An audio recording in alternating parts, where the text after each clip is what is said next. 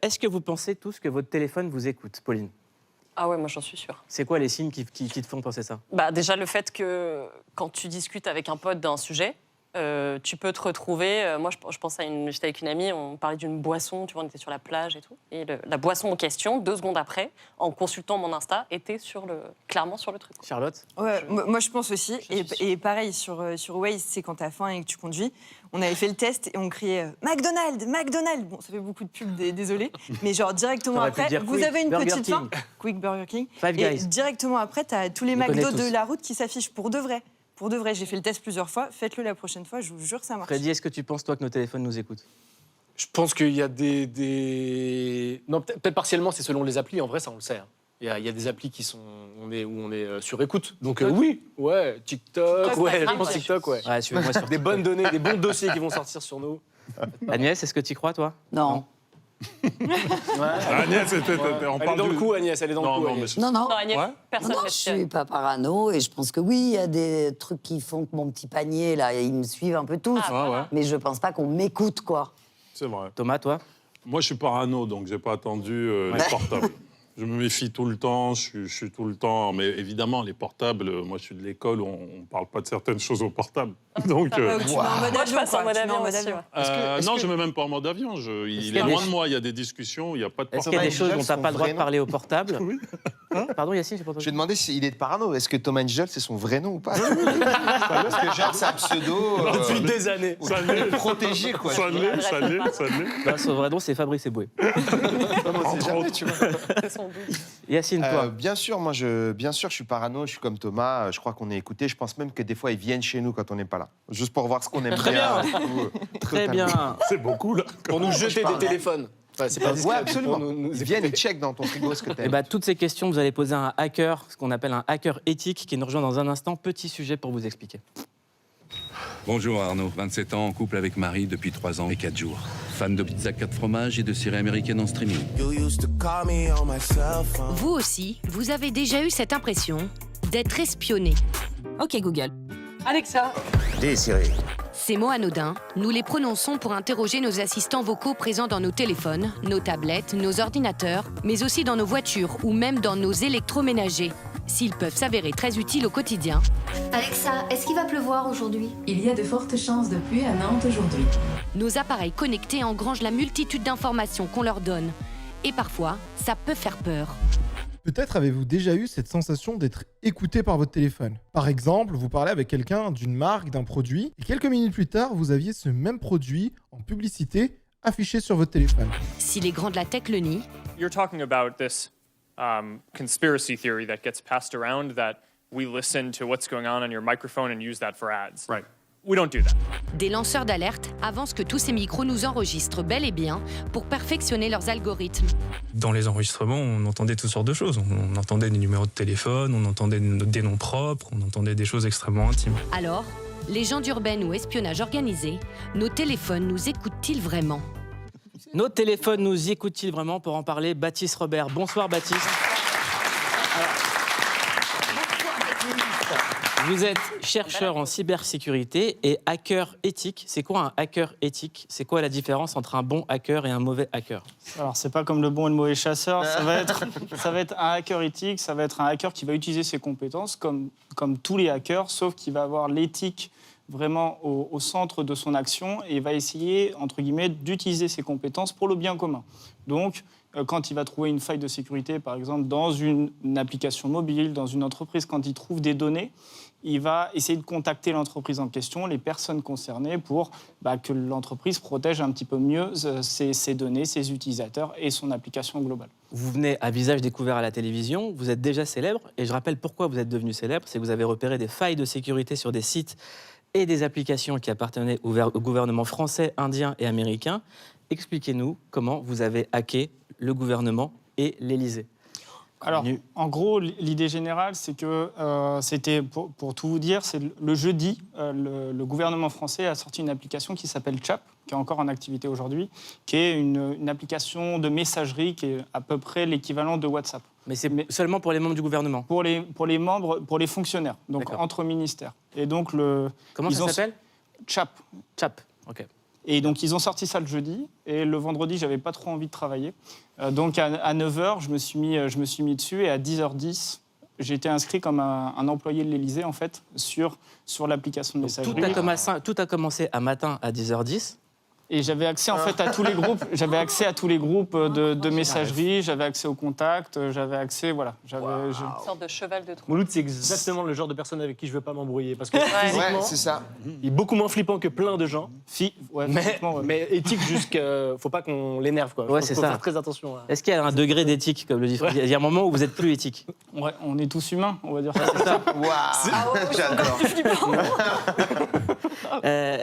Est-ce que nos téléphones nous écoutent ? Merci. On a Thomas qui est niveau Paranomax, Yacine juste à côté, moi pareil que je vous avoue, Agnès pas du tout, Pauline un peu. Moi, je suis un peu parano, donc je suis un peu comme Thomas, mais c'est une déformation professionnelle. L'idée générale et la réponse à cette question-là, ça va être, malheureusement pour tout le monde, ça va être oui et non. Premièrement, non, votre téléphone ne va pas ouvrir le micro sans votre autorisation. Il ne vous écoute pas. Par contre, comme tout le monde, on est tous très très gentils, on lui donne beaucoup de données. Donc en fait, l'accès aussi.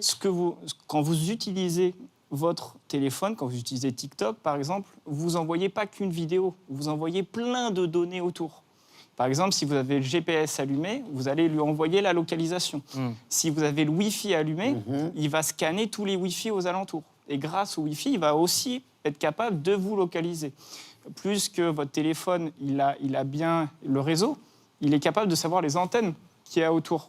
Donc, en fait, il y a tout un tas d'informations dans votre usage quotidien du téléphone qui vont être collectées, récoltées, stockées, analysées et recoupées par des géants. En fait, il y a des métiers, il y a ce qu'on appelle des data brokers, donc des gens qui achètent de la donnée en masse et dont le métier, c'est de prendre des milliards et des milliards de données de plein de côtés, de les recouper ensemble pour faire des profils de personnes. Mais il y a des entreprises de data. Il y a des entreprises. Elles sont identifiées ou c'est des gros... Elles sont identifiées et après tout ça est très lié au monde de la pub, de la publicité, plus que... Pas que, forcément. Pas que, mais... Parce que là, on parle du côté mercantile, mais... Il y a le renseignement, peut-être. Oui, il y a peut-être des choses... Oui, mais tout ça... Alors, on va tous mourir. C'est clair que cette émission, on n'aurait jamais dû la faire. Il faut tout arrêter. On peut pas parler d'un truc un peu plus clic, je sais pas, le dernier album de Kanye West. Non, pas lui.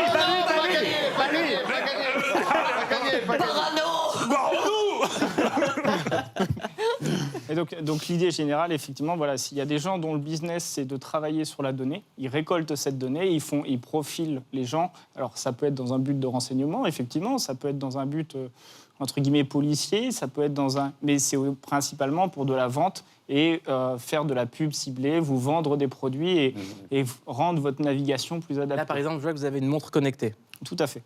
Est-ce que c'est bien d'avoir une montre ? Est-ce que ça donne aussi... Est-ce qu'on peut bloquer les infos qu'on donne ? Moi, sur mon téléphone, nous tous, est-ce qu'on a un moyen de bloquer les infos qu'on donne ? Alors oui, parce que principalement, que ce soit sur les deux grandes marques de téléphone, vous avez un système de permission. Et donc, vous avez une granularité qui est assez importante et vous pouvez dire, par exemple, je ne veux pas que cette application utilise le microphone. Je ne veux pas que cette application utilise le GPS. Après, cette montre, par exemple, qui est une montre pour courir, vous n'êtes pas obligé de la connecter à un téléphone. Et le tout, c'est de savoir, et c'est ce que je dis dans toutes mes interventions, le tout, c'est de savoir ce que votre téléphone, ce que votre montre récolte. Après, le reste, vous faites vos choix. Mais dans le quotidien, en gros, on est foutu. Clairement, il faut dire la conclusion, elle est là. On est foutu. Ça, c'est sûr qu'on est foutu. Oui. Mais c'est de savoir à quel niveau on est foutu. Non, mais ce qui est intéressant dans ce que tu dis, c'est que ça renvoie vraiment à la personnalité de chacun. C'est ça qui est intéressant. C'est que chacun d'entre nous, on t'écoutait et on disait, bon, ça... faut que j'arrête. Ça, faut que je ça, il faut... Non, on est tous ça. Et c'est ça qui est intéressant. C'est ça que tu remets en question. Et je trouve que, dans le fond, quand tu es quelqu'un de sain, tu dis, bon, bah, s'ils veulent écouter, qu'ils écoutent. Ou s'ils veulent récolter, qu'ils récoltent. Mais quand tu es quelqu'un d'un peu malsain pour toi-même, ton entourage, voire la société, eh ben, c'est intéressant d'entendre ça. En fait, il y a des choses... Je dis souvent que la cybersécurité, la sécurité au global, c'est se poser les bonnes questions. Typiquement, quelque chose qui m'arrive souvent, vous êtes à l'aéroport, vous connectez au Wi-Fi de l'aéroport, on vous demande une adresse email. Et en fait, pour accéder au Wi-Fi, vous n'avez pas besoin de l'email, fondamentalement. Et si vous mettez n'importe quoi, ça va quand même marcher. Ouais, bah, vous le savez pas. Moi, j'ai mon fameux mail, mail@mail, qui marche très bien. On a presque peur de je m'appelle mentir, Coltivers. quoi. On se dit, moi, les dates de naissance, maintenant, je suis là quand même, je ne vais pas donner ma date de naissance. Mais il faut donner un faux truc. Moi, je me dis, est-ce que je donne un faux truc? J'ai peur que ça m'empêche. Je donne toujours le mail d'un pote, moi. C'est un conseil que je donne souvent, c'est qu'il faut mentir régulièrement de manière consistante. C'est-à-dire qu'il faut se créer une identité. Aujourd'hui, je m'appelle Baptiste Robert sur Internet. Demain, je m'appellerai John Doe. J'aurai un autre âge. Après-demain, je m'appellerai Jane Doe, je serai une femme et j'aurai encore un autre âge. C'est important. Moi, essayez de mentir de manière consistante. J'ai 2 adresses pour ces choses-là, moi. Mitch Buchanan et Coltivers. Coltivers, très bon. Est-ce que vous pouvez me montrer les objets qui sont avec vous? Alors effectivement, j'ai amené des petits jouets entre guillemets de hackers. On va avoir une première clé USB, qui est une clé USB assez simple, et en fait qui permet d'automatiser en gros le hacking. Typiquement, cette clé USB, elle a été utilisée dans une situation précise. C'est quelqu'un qui fait le même métier que moi, qui est arrivé dans une banque en costume, etc., qui allait voir les guichetières, qui a dit « Bonjour, c'est l'assistance technique.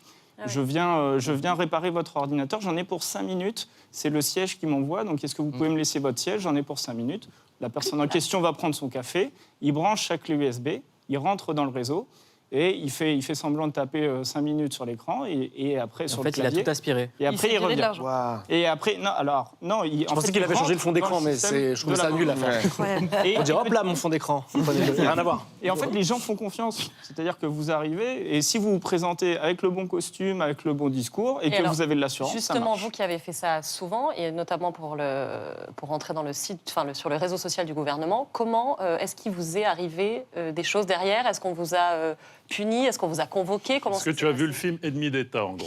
Alors, je ne vais pas commenter ça, mais en gros, grosso modo, j'ai trouvé une faille, donc, notamment sur le gouvernement français. J'ai beaucoup travaillé sur le cyberespace indien, donc j'ai trouvé une faille dans l'application du Premier ministre indien, par exemple. Qu'est-ce qu'ils vous disent, moi? C'est ça qui me... Et alors, qu'est-ce qu'ils commandent sur Deliveroo? Ce qui était assez rigolo, en fait, c'est que j'ai publié quelque chose sur Twitter relatif à ça, et 30 secondes après, j'ai le bureau du Premier ministre qui m'a contacté. Mais en fait, vous travaillez pour eux. 30 secondes après. Mais le meilleur hack que vous pourriez faire, comme vous nous avez dit, de mentir régulièrement, c'est que tout ce que vous nous racontez depuis le début soit complètement faux. Sûrement. Ce serait le meilleur hack. Exactement. C'est quoi les autres objets? Alors, les autres objets, ça va être un câble. Donc ça, vous le voyez, c'est un câble standard d'iPhone. Mais en réalité, en fait, à l'intérieur, ici, là, vous allez avoir un circuit imprimé qui permet de contacter, en fait, à distance, le téléphone qui va être branché au câble. Donc je vous laisse ça par exemple dans un endroit avoir public. son chargeur perso. En fait. Voilà, vous allez recharger votre téléphone et en fait je vais prendre le contrôle juste parce que vous avez branché le câble. Quand on sera débranché. T'es pas bien. Non, quand vous serez branché. Ouais, d'accord, ok. Je suis vraiment vieux pour encaisser ça, mais les jeunes c'est terrible ça. Tu leur dis ça, c'est leur vie qui bascule. J'encaisse pas non plus là. La prochaine fois que vous voyez des gens dans les aéroports sur les bornes de rechargement, vous penserez à ce câble-là. Wow. Et ça c'est en vente libre? Et ça, c'est en vente libre. Qu'est-ce qui t'arrive, Freddy? C'est pour savoir. C'est son anniversaire, si vous voulez lui offrir. Et le troisième, en fait, c'est un petit objet qu'on peut se balader. En gros, ça va être une borne Wi-Fi. Ah bah oui, c'est une borne Wi-Fi, ça. Donc ça va être une borne Wi-Fi. Thomas, qu'est-ce qui se passe? C'est une putain de borne Wi-Fi, ce truc. Sauf qu'en fait, ça va être ma borne Wi-Fi. Donc je vais pouvoir, si vous connectez là-dessus, donc je vais l'appeler par exemple Click Guest. Et donc vous allez vous connecter à... Il vient de donner le nom du Wi-Fi de Click, on va le changer. Vous allez vous connecter là-dessus et je vais voir tout le trafic qui passe. Mais même sans vous connecter, en fait... Je ne trafique rien. Juste si je l'allume, je vais savoir tous les Wi-Fi qui sont enregistrés sur vos téléphones. Parce que quand vous êtes à la maison, en fait, vous avez enregistré sur vos téléphones des Wi-Fi. Ouais. Et donc, vous avez, je dis n'importe quoi, vous étiez dans un hôtel, donc je ne vais pas dire la marque, mais hôtel Wi-Fi guest, le Wi-Fi maison, Wi-Fi travail. Et en fait, vos téléphones, en permanence, quand ils ont le Wi-Fi allumé, ils essaient de se connecter. Et toutes les 2 secondes, 5 secondes, ils envoient en fait des paquets en disant « Est-ce que tu es là? Est-ce que tu es là? Est-ce que tu es là ?» Et lui, il va prendre ces paquets-là et il va être capable de dire « Ah, il y a telle personne, lui, son Wi-Fi, il s'appelle Toto, Titi. » Et après, il y a des cartes. Donc en fait, n'importe qui peut espionner n'importe qui. Si on est... Si on a les compétences. Si on est au chômage aussi. Ou qu'on en fait son métier. Il y a quand même un investissement de temps assez conséquent. Dernière question, est-ce qu'on doit éteindre son téléphone avant de dormir? Alors, vous faites ce que vous voulez. Ok.